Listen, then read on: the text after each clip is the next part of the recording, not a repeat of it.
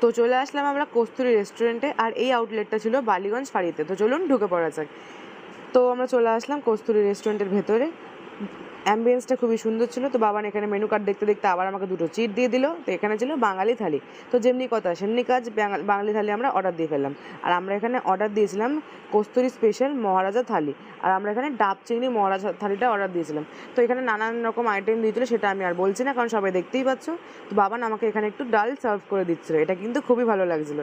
তারপর লাস্ট পাতে ছিল বাসন্তী পোলাও আর মাটন, এটা কিন্তু দারুণ টেস্ট ছিল। তো ওখান থেকে বেরিয়ে বাবান আমাকে আরও একটা চিট দিয়ে দিল। এখানে লেখা ছিল কোল্ড ড্রিঙ্কস, পরে আমরা কোল্ড ড্রিঙ্কস খেলাম। তারপর লেখা আছে কেমন লাগলো বলো, খুবই ভালো লাগলো। তো দেখি নেক্সট চিট। নেক্সট চিটে তো একটু বেশিই লেখা আছে, যাই হোক পরের চিট দেখি কী লেখা আছে।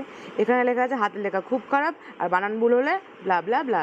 যাই হোক তারপর লাস্ট চিট দেখি কী লেখা আছে, টাটা, বাই বাই।